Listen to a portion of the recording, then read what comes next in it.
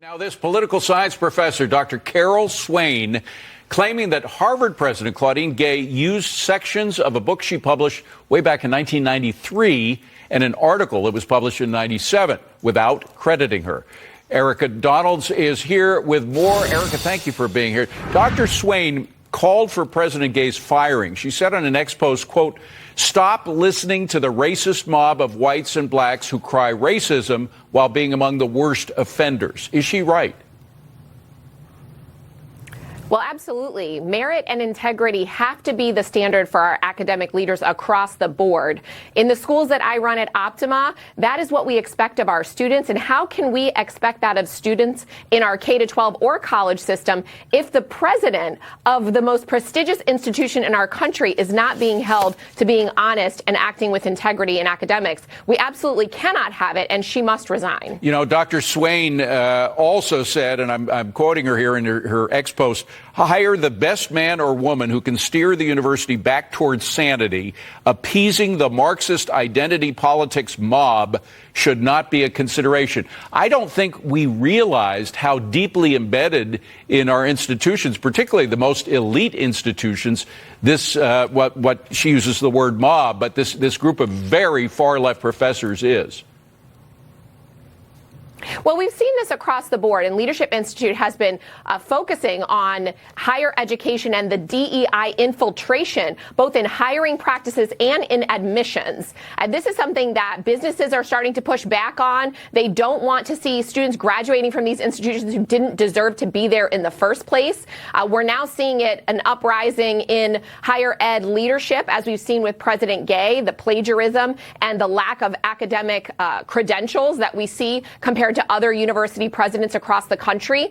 It is an infiltration of DEI and wokeness, if you will, and the entire country is sick of this. We want to see merit and excellence be the standard for hiring and for advancement in our universities. But just as an example of how deeply embedded it is, even in business schools, there's a new report out that says that even in business schools you have this strong CRT. That may be one of the reasons why the corporations have been so woke. Yes, absolutely. I am a former partner at a Wall Street firm and a business school graduate myself. I can tell you that these institutions have no place to waste resources on DEI indoctrination or ESG social engineering. What our American business need to compete globally are the skills and knowledge needed, such as finance and accounting and economics. This is why we see businesses, over half of them, saying that they are going to drop the requirement to have a 4-year degree to work in their institutions. They know that they can find talent and develop it in other ways that are not wasteful, such as DEI and ESG. Well, there is pushback. And it's, by the way, it's not just in the United States. It's happening all over the world. And schools in the UK right now are not going to be required to use students' preferred pronouns, right, Lauren? Yeah, let me jump in and just give you guys this story, and then Erika could comment on it. So in the UK, they have these guidelines that they just put out, and there's a 4-month comment period. And they're basically saying if your child shows up and they are by birth a boy, but they want to be called a girl's name, you have to tell the parents. So it's parents first, parent involvement.